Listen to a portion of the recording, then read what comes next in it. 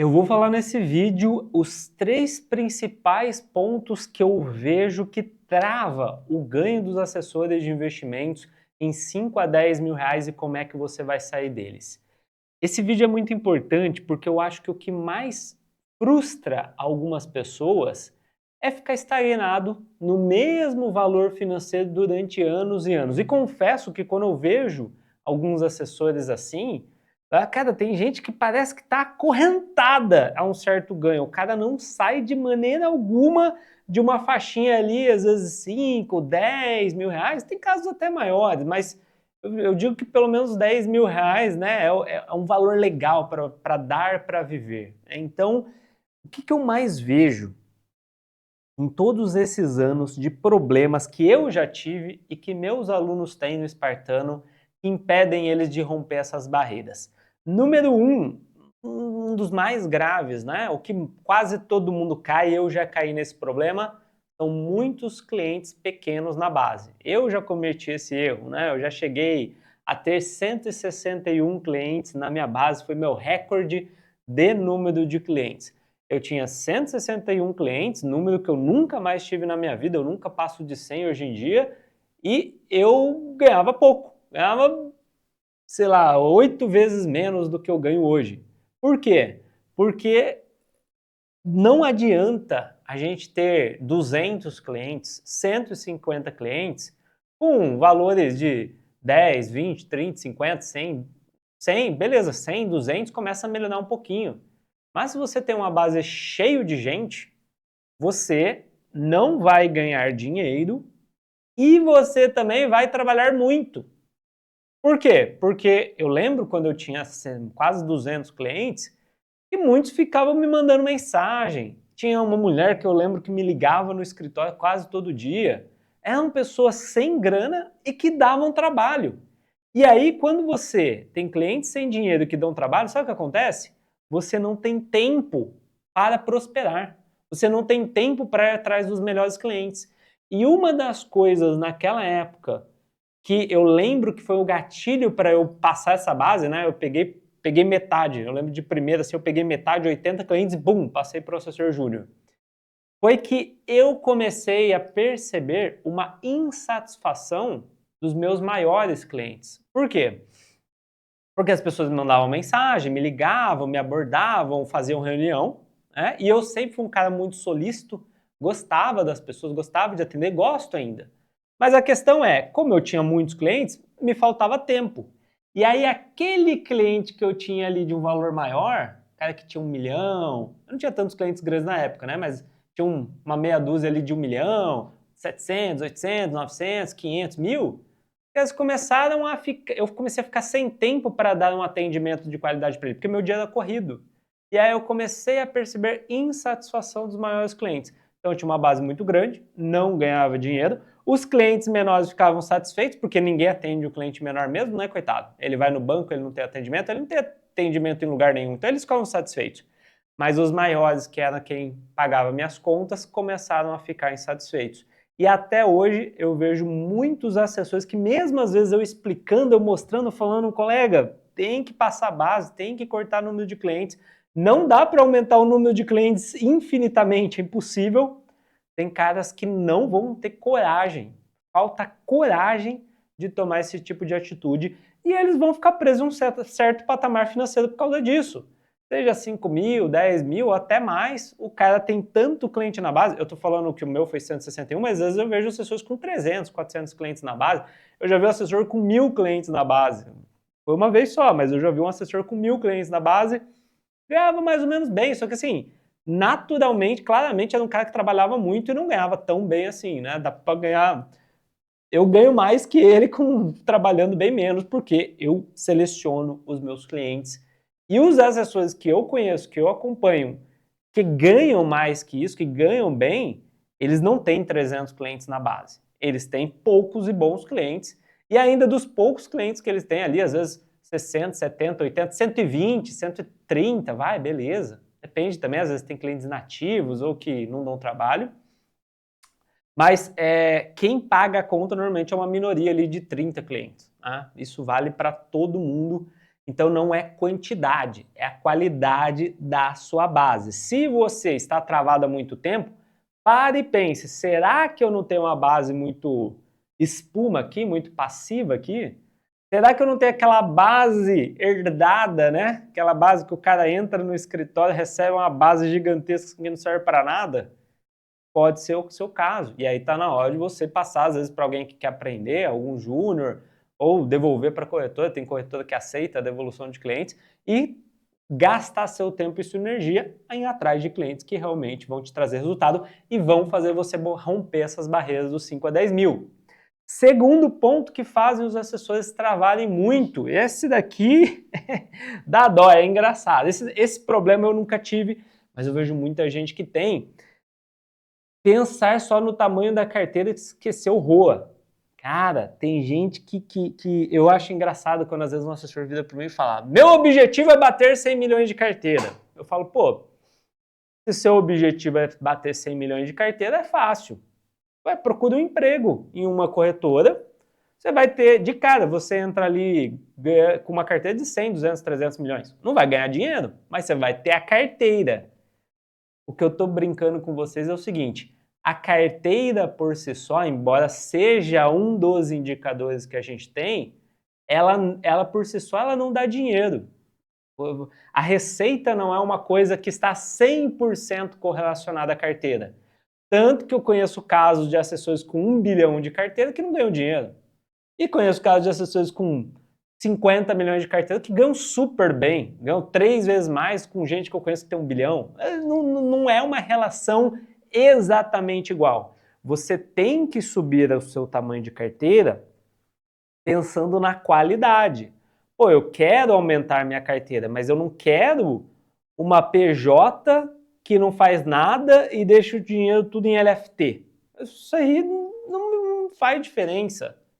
E eu não fico mais naquela ilusão de, não, eu vou pôr aqui, porque vai que um dia, esses caras começam, cara, esse dia nunca chega. E assim, você vai ter 100 clientes e 2 vão fazer alguma coisa e o resto vai continuar não dando receita como não dão hoje. Então, eu não acredito mais em Papai Noel, porque eu já acreditei muito na minha carreira, não porque eu seja mais inteligente que outras pessoas, mas porque eu já cometi todas essas burradas. E a burrada maior é cometer os mesmos erros toda vez, né? É continuar insistindo naquele erro. Então, assim, tamanho de carteira importa? Cara, importa, é algo que eu busco, é algo que eu quero, mas para mim só vale a carteira que vem acompanhada da receita. Eu não vou aceitar um cliente de 1 milhão, de 10 milhões, que hoje é o meu alvo, um cliente que põe 10 milhões, mas ele vai pôr 10 milhões em fundos imobiliários, ele quer reunião todo mês com relatório detalhado dos fundos e ele vai fazer tudo pelo home broker. Esquece. Eu posso até, se o cara for chato assim, quiser negociar, eu posso até negociar o FII, né? De diminuir o que eu cobro do FII, fazer às vezes um precinho especial para ele pelo volume e tal, pode ser. Agora, eu não aceito, nem para mim, nem para o meu escritório, um cliente de 10 milhões que vai colocar em fundo imobiliário e não quer pagar nada. Esquece, não faz mais parte da minha vida, já fez muito, eu já fui muito escravo, hoje há alguns anos já eu não sou mais, só que se você está travado em 5, 10 mil reais, não sai de jeito nenhum, pode ser que você ainda seja um escravo. Pode ser que todo mundo do escritório seja escravo, porque, rapaz, às vezes eu dou treinamento para gestores de escritórios, o próprio gestor tá lascado, tá com um monte de base fantasma, espuma na carteira, o escritório todo, às vezes o escritório tem 1 bilhão lá, você vai ver quem dá receita mesmo é meia dúzia de clientes, o resto dá nada. E o gestor não faz nada, os assessores não fazem nada, e ninguém entende porque não ganha dinheiro. É uma tristeza. Eu fico triste, tá? Eu sinto dó dos caras e é uma coisa que, assim, tem gente que não abre mão. Tem gente que o cara tem lá a carteirinha de 200 milhões, não dá dinheiro, mas ele não tem coragem de pegar, sei lá, 50 clientes que juntos dão 80 milhões que não dão dinheiro e passar, às vezes, para um assessor júnior que, beleza, poderia ganhar 2, 3 contos ali, mas pelo menos aprenderia e cresceria dentro do escritório. Tem gente que não vai abrir mão, mas enfim, é por isso que está travado. Quem quer sair dessas travas, estou eu aqui dando essa sugestão de amigo para você, né? Ou escute quem quiser. Terceiro grande problema de quem trava. Esse aqui, ele ficou mais forte nos últimos 2, 3 anos. Tem alguns escritórios específicos que estão dando um show de horrores nesse quesito, que é o cross-sell virar o produto principal, né? Muita gente chega para mim e fala assim, aqui no nosso escritório é bom que a gente trabalha tudo. Eu já, rapaz, vamos lá. E os caras chamam de cross-sell, sendo que eles não fazem cross-sell, eles vendem outros produtos para qualquer pessoa. Pessoal, o que é o cross-sell, para você entender qual que é o problema dele? Eu não sou contra o cross-sell. O que é cross-sell?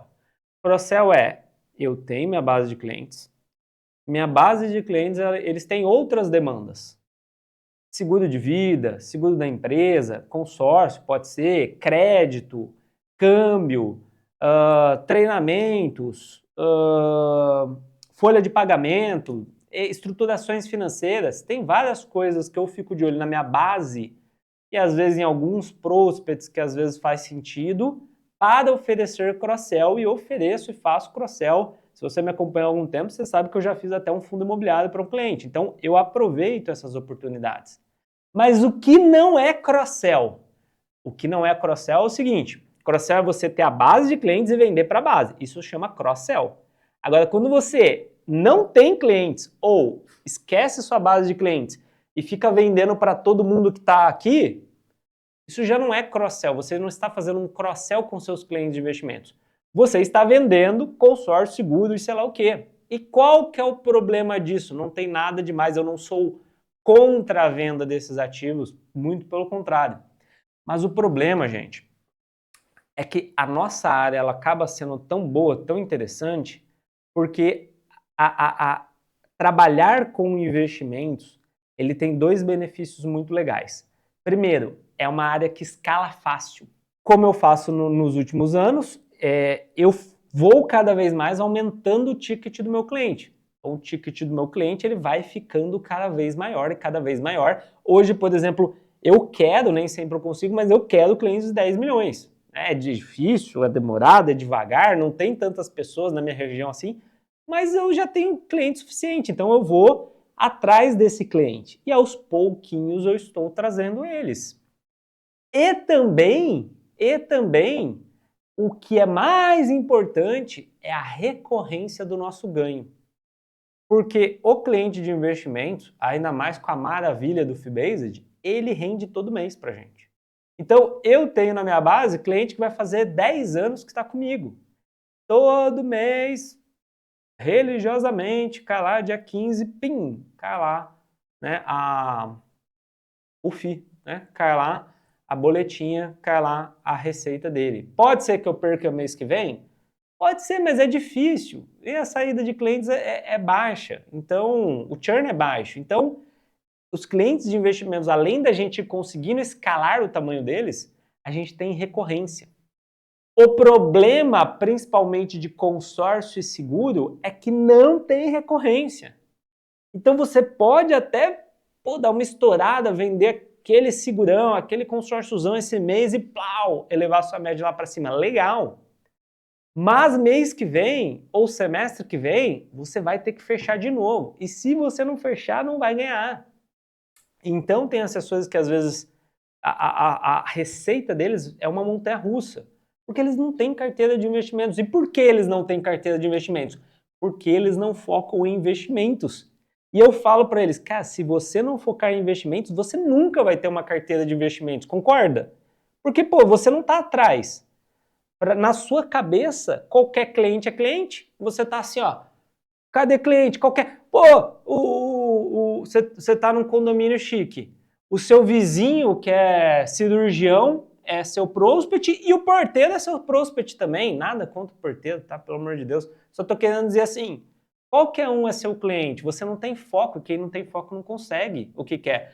Porque o cirurgião, ele pode ser um cliente de investimento, pode até fazer um cross-sell com ele, tudo bem. E o porteiro, se ele tiver o dinheiro da parcelinha ali, ó, ele faz um consórcio de carro também. E, cara, isso gera vários problemas na sua carreira. Porque você não constrói sua base de investimentos e não construindo sua base de investimentos você não tem recorrência. Você vai ter que matar um leão todo dia, você vai ter que vender todo dia. Por isso que a maioria dos corretores de imóveis, a maioria não ganha bem. A maioria dos vendedores de consórcio não ganham bem. A maioria dos vendedores de seguros não ganham bem. Por quê? Às vezes eles dão boladas, mas eles têm que vender sempre, sempre, sempre, sempre. Se dá um semestre que é ruim, o cara se aperta, entendeu? Então tome cuidado. Quer trabalhar um pouquinho outro? Beleza. Mas foca na sua base de investimentos, porque é ela que escala melhor. Você não vai perceber isso no começo da carreira. Você vai perceber quando você estiver travado. Quando você estiver travado em 5, 10, 20 mil reais, vai falar, cara, por que eu não saio? Porque sua receita, ela veio na cabeça e aí ela caiu, você vai ter que vender de novo e ela cai, aí você vende e ela cai. E para a maioria das pessoas isso não é sustentável e não vai dar certo, a não ser que você feche negócios gigantescos com alguma recorrência e a maioria não vai conseguir. Essa estratégia que não é cross-sell, né, que é uma estratégia de venda de outros serviços financeiros, ela é legal para o escritório, porque aí o escritório tem 100 profissionais dentro, aí beleza. Sempre ele tem uma dúzia ali que está vendendo, então o negócio está girando para o escritório, está entrando. Mas para nós, pessoa física, cara, o caminho definitivamente não é por aí e está travando a vida de muitos assessores, fora que, uma dica que eu dou de amigo para alguns alunos meus, fala assim, meu querido, eu já desisti de falar para você, você faz 5 anos que está aí, você não foca em investimento, você só vende seguro e consórcio. Por que você não vai trabalhar na Prudential? Por que você não vai trabalhar na Demicon, na Mafre, na sei lá o quê? Eu não tenho preconceito nenhum, eu trabalharia de boa na Prudential. Para mim, cara, vambora, né?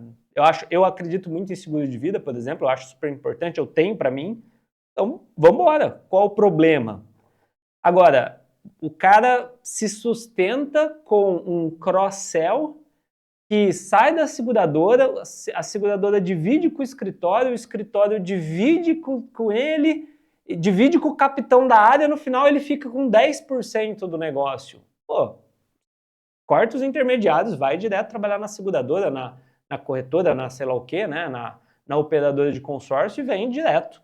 E às vezes tem gente que faz isso e fica muito melhor. Pelo menos sua comissão fica mais gorda, entendeu? Então, somados esses três, e ó, tem gente que comete gafe nos três. Ah, não, né? Quem comete gafe nos três não ganha dinheiro em nada, né? Acho que nos três ninguém está errando, mas se você está errando em um deles, pode ser o motivo que você está travado. Eu falei 5, 10 mil reais, mas sinceramente eu vejo gente travado em 20, em 30 mil. Em algum momento todo mundo está travado, eu mesmo às vezes fico travado em questão de número de clientes, porque às vezes você só está com um cliente grande. Cara, para quem que eu passo esses clientes? Você quer cliente maior, mas também, como eu falei, não é tão fácil achar clientes tão maiores, então é uma questão que independente do ganho, você vai parando, travando às vezes, mas você tem que se mexer, entendeu? Pô, tô com um cliente aqui, mesmo que sejam clientes grandes, mas eu não consigo mais atender, deixa eu chamar algum assessor parceiro aqui, alguém que está mais no começo, passar uma base para ele, eu libero meu tempo e eu vou prospectando os maiores. Pô, tô com muita espuma na carteira? Não, peraí. Deixa eu virar esses clientes pro Fee-Based aqui, ou deixa eu operar a renda variável com eles, sei lá, deixa eu dar um jeito. Eu não vou ficar com o cara me pagando 20 reais todo mês e me exigindo ainda, me tomando tempo. Tô vendendo para todo mundo e não tô focando na minha carteira de investimentos, que é o mais escalável e que é o que traz receita recorrente. Peraí, posso até fazer um pouquinho, mas deixa eu separar pelo menos metade do meu dia para crescer minha base de investimentos. Certo, senhores? Espero que com alguma dessas dicas, para você que esteja travado ou para você que vai começar na profissão, você fique ligado, você ouça, mas também escute e faça essas mudanças para você ter muito mais sucesso na sua profissão, que eu acho tão bacana e acredito tanto. Beleza? Sucesso para todos vocês. Se esse vídeo te ajudou com alguma coisa, dá um like aí, se inscreve no canal que assim você me dá uma força também. Valeu e até a próxima!